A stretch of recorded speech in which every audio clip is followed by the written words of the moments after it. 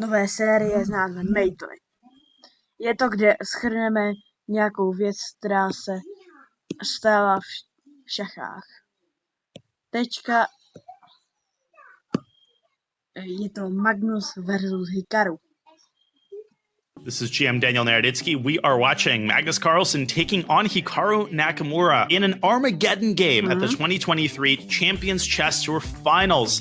Magnus? 15 minutes. I guess that means you win it. And both sides, they're putting in their bids. Magnus Carlsen bid 15 minutes, which means he insists on having the white pieces. But Hikaru will have 9 minutes and 40 seconds to start the game, as well as draw odds. If the game ends in a draw, then Hikaru Nakamura takes the match, and they are off. Game is underway. It is Carlsen versus Nakamura with Hikaru handling the black pieces. He has draw odds, so if this game ends in a draw, then Hikaru will have defeated Carlsen in their mini-match. And what a surprise early on in the game. Hikaru essaying a Petrov, that's not the surprise, but he takes on e4. Traditionally, this is not considered to be a good move because of Queen e2, but Magnus immediately deviates from the known theory. Hikaru might have prepared a tricky line instead. Magnus chasing away Hikaru's knight and then pushing the pawn up to d4. Hikaru reciprocates with d5, and now the position is very symmetrical indeed. The only difference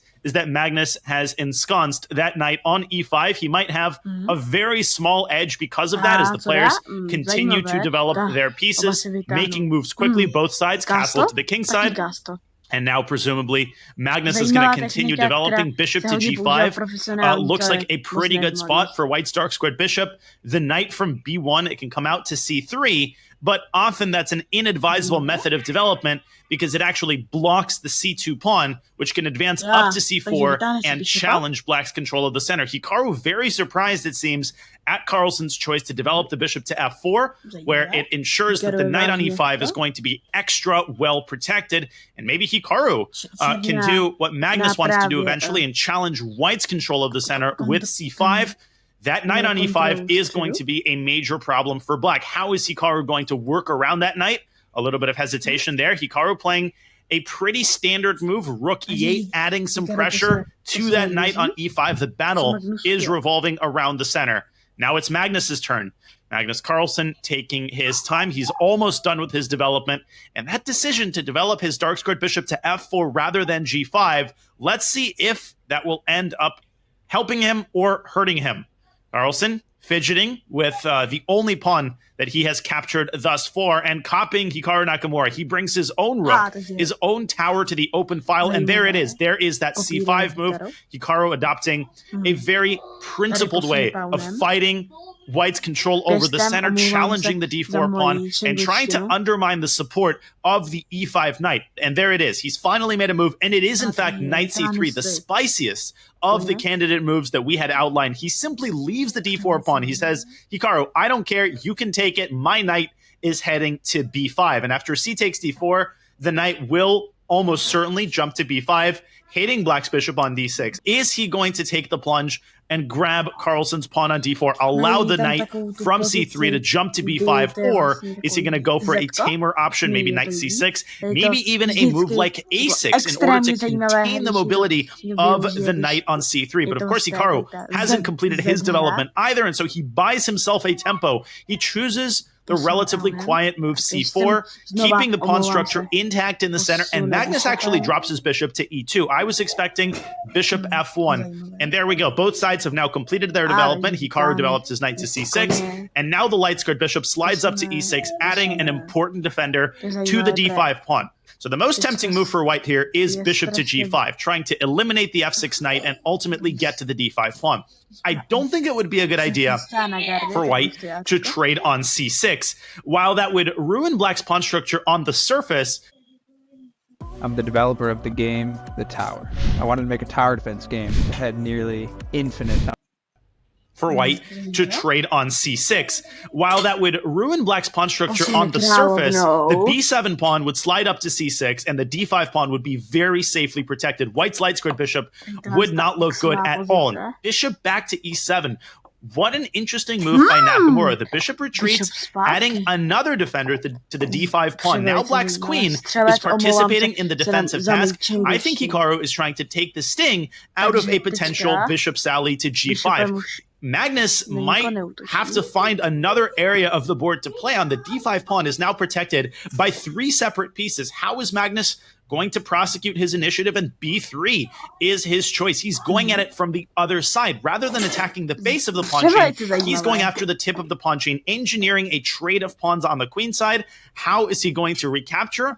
Well, our mamas taught us that the best way is to recapture toward the center. A takes b3 would open up that rook on a1. It would allow white to exert a little bit of pressure on the a7 pawn. Myslím si, že Černá Obviously, Hikaru's position je is v ultra fakticky solid dobré at the time, pozici. but Magnus has that space advantage. He still has his knight nicely sitting on e5. And if Hikaru is the one to take on e5, Magnus might be able to recapture with a pawn, and then the Hikaru je na d5 tom pawn is bishopem likely to dobře. fall. And so Hikaru is working Jako around Magnus that je knight taky, instead. Bishop to b4 is an Magnus excellent move. už je- There it is, knight to d3, not a happy camper, as Carlsen is forced to voluntarily drop his knight back from e5 and chase that bishop away from b4. Now notice, knight takes d4 is not possible here because the bishop on b4 will hang, and the bishop on f3 is protected by the g2 pawn. And he takes on c3. Why did he do that? Look at how Hikaru is handling this middle game. He is just trying to get as many pieces off the board as possible. And his follow-up move, bishop to g4, forces the light squared bishops off the board. Magnus will now have no choice but to acquiesce to the trade of bishops. First, he grabs the rook. Lots more pieces are coming off the board. A pair of rooks, now the bishops, and now white no longer has the bishop pair. And Hikaru has that e4 square that he could try to sink his teeth Znovu into bishopa? when the knight moves back from g4 to f6. But the downside of Hikaru's campaign, Věž útočí na královnu, garde, kde je jeden move od šachu. A pár pohybů od matu. to trade all of the pieces, is that he's given away control of the e-file. The e-file is the most important avenue in this board, and now white has firm control of that file. Magnus kind of raising his eyebrows, almost indicating that he just doesn't see anything that appeals to him, but he has to find a way to keep the games going. Finally, Carlsen deciding on h3, chasing the knight away, and knight to b4. What an interesting decision by Carlsen, and Hikaru was either very happy to see that or very surprised to see that. Magnus offering a trade of knights, and maybe Hikaru is surprised that Carlsen is Magnus. Nemyslím to zmrzinu. A teď jim říkám příjmení, nebo svým jménem. Carlsen nabízí výměnu koní. To je velice zajímavý tah od Hikaru. voluntarily trading off the horses, but clearly there's a lot more to this move than might meet the eye. So knight takes b4 would lead to a trade of knights, and white's queen would jump into b4. Black could then take the pawn on c2, but white would reciprocate by capturing on b7. Hikaru could also stick his knight on e4, and now it's Hikaru's turn to calculate the variations. So the options are knight e4, which is likely, and it's been played. Knight to e4 is Takže teďka, co byste vy udělali? Vsuvka. Já bych, kdybych byl bílá, nabídl bych trade, on by ho podobně přijmul. Potom bych mě vzal královnou, potom sem. A tak bych to nějak prostě hrál. on the board, and indeed knight takes c6, and look at Hikaru. He takes not white's queen, but instead white's knight, and another pair of minor pieces has now come off the board. We have a bishop versus knight imbalance. Hikaru has entrenched a knight on e4, but that's not an outpost. White could chase that knight away in the future with the move f3. He can bring it up to a5, and he does. Queen to a5, attacking the pawn on a7, keeping black's rook at bay. And there's a sense in which Hikaru is under a little bit of pressure here. He's got a lot of weaknesses on the queen side. His pawn on d5 is no longer isolated, but instead its neighbor on c6. That's a long-term weakness. The pawn on a7 is isolated, and it's being pressured by white's queen. That's a long-term weakness. White's bishop on f4 has access to a lot of good dark squares. On black side of the board, the e5 square could be used as a base of operations. Hikaru has to tread carefully here as he pushes h5, grabbing space on the king side and making a space for his king on h7. Now, he will not have to deal with the weakness of his back rank. Jít zpátky s knightem, to se... Co milu? S koněm je extrémně zajímavý move. Většinou se to dělá, když je kůň v ohrožení. A je to jeden z mých oblíbených pohybů v šachách. And there we go. Magnus chases the knight back to f6. Now the knight on f6 is completely restricted by the pawn on f3 and its neighbor on h3. Magnus will have to make a decision momentarily. Time continues to tick down. So what are the options here for Carlsen? He could try to get the queens off the board, but that doesn't seem like a very good idea because his king seems to be a little bit safer than black's. Even though he's got more pawns pushed in front of his king, the bishop is generally better in these open board situations. There's no question that white is in the driver's seat, but there aren't a lot of pieces left. Bílá je fakticky hodně dobré pozici. And Carlsen has to continue making more problems for black. Rook to e5. What a decision. Rather than putting the bishop on e5, he puts his tower on e5 and he challenges the h5 pawn. And Hikaru doesn't seem too happy to see that. And queen to d7, moving the queen up and protecting To je strašně zajímavé. a7 and preparing to swap rooks with rook e8. And with every piece that comes off the board, black's defensive task becomes easier and easier, and the significance of black's weakened king continues to diminish. Hikaru adopts a more relaxed posture. Queen to d7 was a nice calm reaction, and Carlsen brings his own queen. Dá si královnu zpátky. To je strašně mnou používaný move, když mám královnu v ohrožení a taková tak volná řada, tak si ji prostě vezmu zpátky na ten první to, kde je pravděpodobně, když mi někdo útočí na královnu, míň to a snažím se si zachránit krále. Brings that lady back from a5 to e1 as it zigzags from one side of the board to the other. And very likely Carlsen is assembling his forces, whatever remains of them, to try a last-second attack on black's king. That queen might be heading for g3. It might be trying to...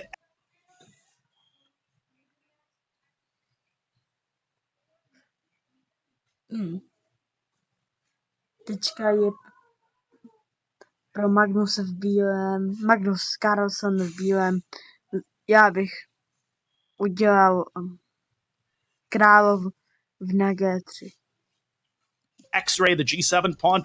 Zaútočím na pawn na pěšce, který chrání krále. Taky s tím chrání bishopa.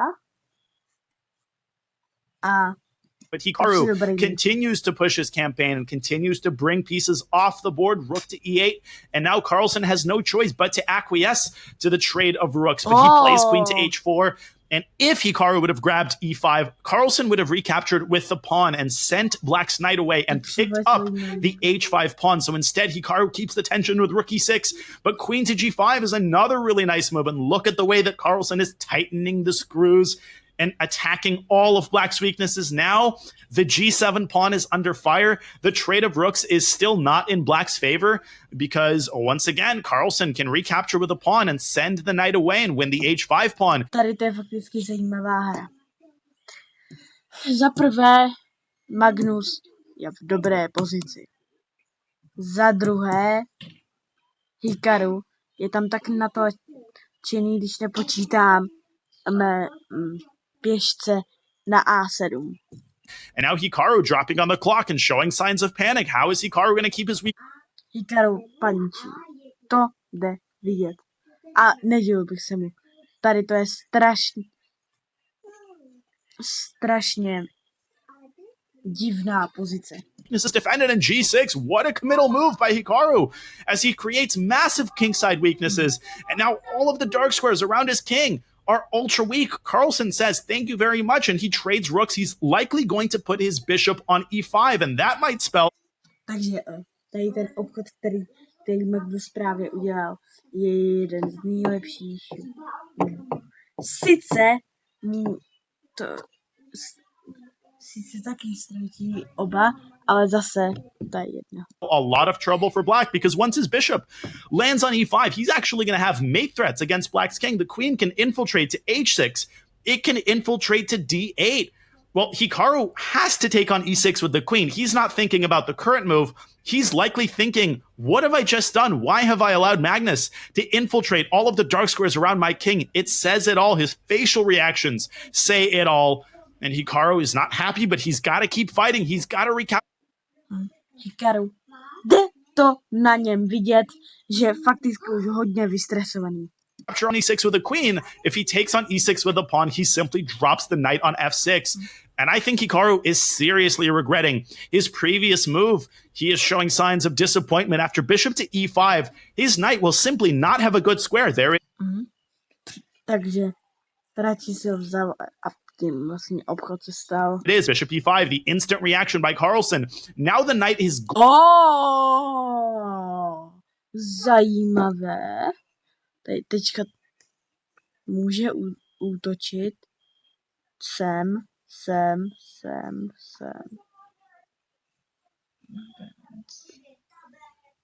going to have to move away from f7. Technically, Hikaru can defend the knight with king g7, but then he's going to be pinning his knight forever. That doesn't seem to be a viable option. Instead, he has to allow the infiltration of white's queen to d8 or to h6. So maybe knight d7 is the lesser evil. No, knight d7 loses. That knight has to go all the way back to e8, but now the queen infiltrates to h6, and Carlsen has fully infiltrated. Queen h8 and queen h7. The king is getting harassed, and there goes the a7 pawn. Finally, it's time for Magnus Carlsen to collect his harvest. He is now a pawn to the good. And most importantly, most worryingly for black, it's not just the pawn on a7 which disappears. The attack continues. Black's position is riddled with holes, but Hikaru continues to fight. He brings that knight back to f6. Eventually, he will try to move back to d7 and get that irksome bishop off of e5. Hikaru moves his king to e8, all hands on deck for Hikaru Nakamura. But now the queen can continue to zigzag from the queen side to the king side. The c6 pawn is weak. The g6 pawn is weak. Can Hikaru keep everything contained as Magnus Carlsen very patiently? This is the typical Magnus move. The king moves up to h2 and gets away from the line of fire of black's queen. Now, if white's bishop ever moves away from e5, there will not be a check on e1. Hikaru Nakamura will have zero counterplay against white's queen, and Hikaru continues to shake his head. This game is spiraling out of control. He is now a pawn down. His position is full of weaknesses, and his clock time is dwindling down to 0. Hikaru has no moves here. He can move the knight back. Instead, he angrily pushes his pawn to h4, trying to create maybe the preconditions for some sort of counterplay against white's king, maybe getting that h5 square for his knight. Hikaru má strašně málo času. Já vím. Hikaru teďka pravděpodobně bude strašně zmatený, zrychlený a za těch 15 vteřin udělá přibližně 9 pohybů, které nebudou to, ale i tak, ať se stane cokoliv, je snad i nulová šance, že už Hikaru vyhraje. Magnus to má 100% vyhrané. And Carlsen has to continue the pressure, right? He still hasn't won the game. Maybe he can push c4 and try to... Ale Hikaru má pořád malou šanci. create a passer on the queen side. Maybe he can push b4 and toss the ball back into black's court. I don't see a forced win here. He can throw in that check on b8. He can play queen b8 check, but instead bishop to d6. Continuing to infiltrate down the dark squares. Hikaru offers a trade of queens. The danger, if Carlsen accepts that trade, is that Hikaru will be able to build some sort Vážně Magnus nabídl obchod královen. of a fortress. His queenside pawns are No tak nakonec druhý nabídnut a ten už byl přímo. on light squares, and Carlsen does indeed trade the queens, but look at his bishop as it deftly, adroitly maneuvers back to f4, threatening to infiltrate to g5. Now it moves back to d2, but how is Carlsen going to break? Hikaru's last line of defense, bishop to e1, and both sides blitzing their moves, and f4, amazing move, undermining black's pawn chain. Now Carlsen has a passed pawn on h3, that's an outside passer, and he brings his king back to g1 as it zigzags up to f2. If Carlsen can get to Hikaru Hikaru's pawn on f4.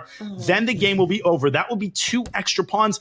Hikaru with just a couple of seconds on his clock as he instantly moves his knight back up to e6, but he's not going to be able to keep everything protected. He's given up the pawn on f4, and he has extended his hand in resignation. What Dobrá práce, Magnusy.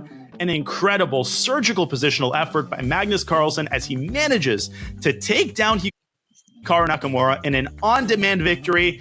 Tady to byla převelice zajímavá hra a tady tím vás děkuji za sledování prvního dílu z mojí nové série Makeley.